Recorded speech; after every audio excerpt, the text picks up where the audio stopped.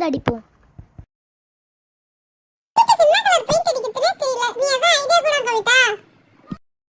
Colour choose பண்ணி வச்சிருக்கேன், அது ஓகேவா பாரு வினிதா.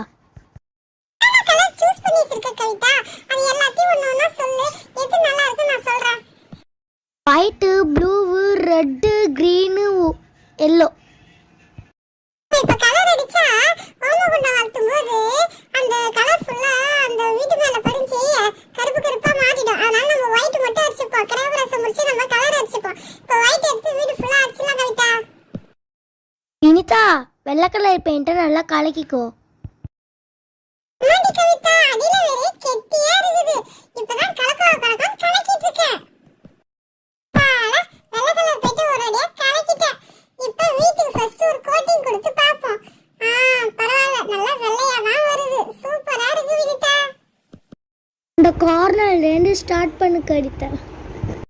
பாரு, ஒயிட் கொடுத்த உடனே சூப்பரா இருக்கு பாரு. நல்லா டார்க்கா இருக்கு பாரு ஒயிட். வாவ், நல்லா இருக்குல்ல. பேசாம நம்ம கலர் அடிக்கிறதுக்கு பதிலா நம்ம ஒயிட்டே அடிச்சிடலாமா? ஒயிட்டு வேணாண்டி, நம்ம பிங்க் கலர் அடிச்சுக்கலாம். சரி, நான் வீடு ஃபுல்லா ஒயிட் கலரே கொடுத்துறேன். நம்ம ரூமுக்குலாம் பிங்க் கலர் கொடுத்துருவோம். கிச்சனுக்கு கிரீன் கலர் கொடுத்துருவோம். அப்புறம் ஹாலுக்கு வந்து மெரூன் கலர் கொடுத்துருவோம். நல்லா இருக்கும்ல? ஹாலுக்கு மெரூன் கலர் வேணாம், நல்லா இருக்காது. நம்ம அப்புறமாட்டு ரைட் கலர் கொடுத்துக்கலாம். சரி விஜிதா, நான் அப்புறம் ஜன்னல் ஃபுல்லா நான் கேப் விடாதே ஃபுல்லா அடிச்சிடுறேன். நல்லா இருக்கா? சூப்பரா இருக்கு கவிதா. இப்ப இந்த சைடு அடிச்சு முடிச்சிட்டேன். அடுத்தது அந்த சைடு வேற அடிக்கணும். நாளைக்கு வேற விருந்தாடிலாம் வருவாங்கல்ல. நாளைக்கு சமையல் கட்ட அப்பா சொன்னலையா? ஒண்ணுமே புரிய மாட்டேங்குது. நாளைக்கு என்னென்ன சாப்பாடு ரெடி பண்றாங்க கவிதா? அநேகமா எல்லா ஃபங்க்ஷன்ல போடுற மாதிரி காலையில பூரி, பொங்கல், இடியாப்பம், அதுக்கப்புறம் இட்லி அதான் போடுவாங்க. சட்னி, சாம்பார் அதான் போடுவாங்க. வேற எதுவும் செய்ய மாட்டாங்க. முடிச்சிட்டேன்னா நான் கதவு கடிக்கிறேனே கவிதா.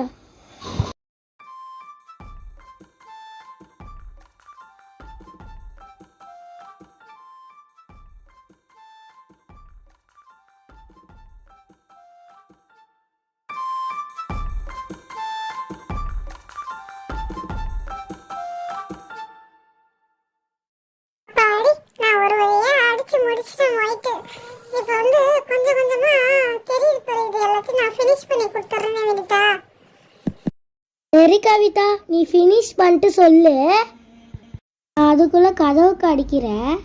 ரெட் கலர் ரெடி பண்ணி வைக்கிறேன் கவிதா. நான் வீட்டுக்கு ஒயிட் கலர் அடிச்சு முடிச்சிட்டேன். நீ கதவுக்கு ரெட் கலர் கொடு வினிதா. அப்பாடி, இப்பயாச்சும் எனக்கு பெயிண்ட் அடிக்க குடுத்தியே. அந்த சண்டை போட எனக்கு டைம் இல்ல. ஒழுங்கா சீக்கிரம் கதவு கடி. அடுத்தது ஓட்டுக்கு அடிக்கணும். கோலம் போடலாம். எனக்கு வேலை இருக்குது வினிதா. சரி, நான் கதவுக்கு ரெட் கலர் அடிக்கிறேன். நல்லா இருக்கா பாரு.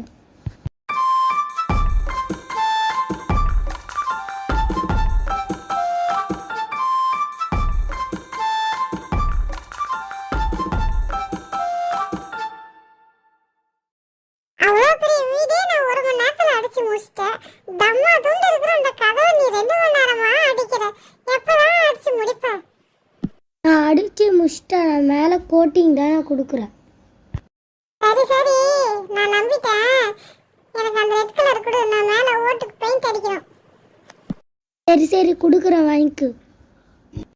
அப்பா பெயிண்ட் அடிக்க ஆள் வைக்காத நம்மளே வச்சு பெயிண்ட் அடிக்க வச்சாரு. பெயிண்ட் அடிக்க செலவு மிச்சப்படுத்திட்டாரு அப்பா. ஆமாண்டி கவிதா, நம்ம 2 பேர்ட்டையும் அப்பா பொறுப்பை குத்துட்டு அப்பா எஸ்கேப் ஆயிட்டாடி. நாம ரொம்ப சின்ன பசங்கள்ல, நம்மள போய் பெயிண்ட் அடிக்க விட்டுட்டாரு அப்பா. சரி இருக்கட்டும், நம்ம வீட்டுக்கு நம்ம தானே செய்யணும்.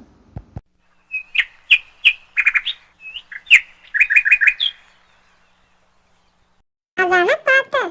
நீ அப்பாவை மட்டும் விட்டு கொடுக்க மாட்டே. அப்பா சொல்லன்றதை அடிக்கடி நிரூபிக்கிறியே. சரி இருக்கட்டும். கீழே அந்த திணையில நம்ம பெயிண்ட் அடிப்போம். பெயிண்ட் அடிச்சு அழகா நம்ம கோலம் கொடுத்தா அழகா இருக்கும். அந்த காலத்துல எல்லாம் திண்ணையில தான் உட்காந்து கதை பேசுவாங்க. அந்த காலத்துல திண்ணையில தான் உட்காந்து கதை பேசுவாங்க. பாரா, அழகா இருக்கல பெயிண்ட். திண்ணை ஃபுல்லா அடிச்சுட்டேன்.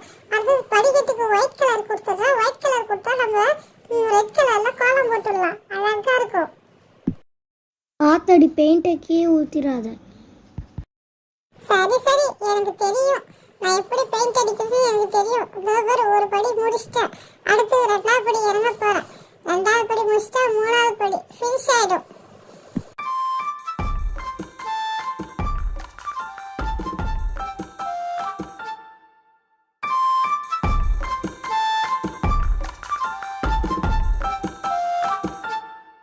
அப்பாடா, இன்னும் ஒரு படிக்கட்டு தான் இருக்கு.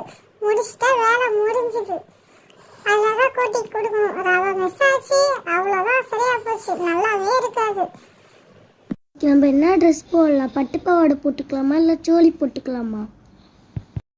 நம்ம அப்பா அம்மா வேட்டி சட்டையும் சேலையும் தான் கட்டிட்டு வருவாங்க. அதனால நம்ம பட்டு பாவாடை பட்டு சட்டை போட்டிருந்தாதான் நல்லா இருக்கும்.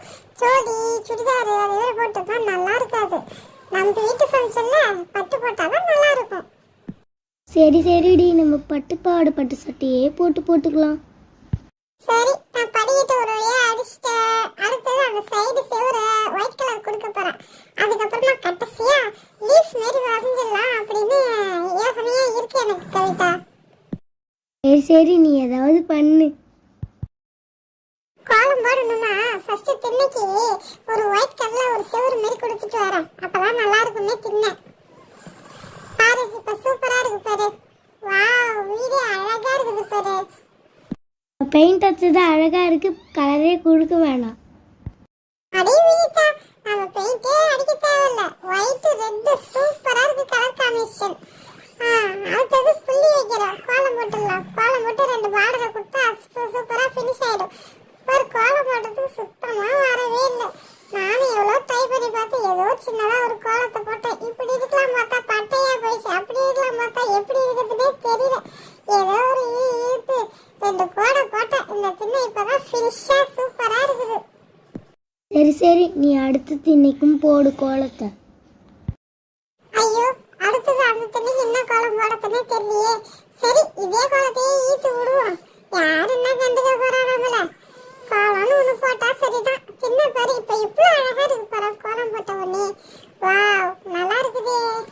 எல்லாருக்கும் கவிதா கோலம். அப்பாடி, ரெண்டு திண்ணையும் கோலம் போட்டா அழகா இருக்குது. அடுத்ததான் நம்ம படிக்கட்டுக்கு நம்ம கோலம் போடுவோம். ஃபர்ஸ்ட் ரெண்டு கோடி இழுப்போம். அதுக்கப்புறம் கீழ்படியில ஸ்டார் மாதிரி இழுத்துடுவோம். ஐயோ, படிக்கட்டு குட்டையா இருக்குதே, ஸ்டார் மாதிரி இழுக்கவே முடியல. சரி, ஏதோ ஒன்று இழுத்தோம், ஸ்டார் மாதிரி அமைஞ்சிருச்சு. சரி, அடுத்த படிக்கட்டுக்கு தாமரையை போட்டு விடுவோம். சூப்பரா இருக்குல்ல? இல்லை டிசைன் கொடுத்துருக்கியா? நல்லா இருக்கு கவிதா. வெளியில டிசைனை கொடுத்துட்டேன்.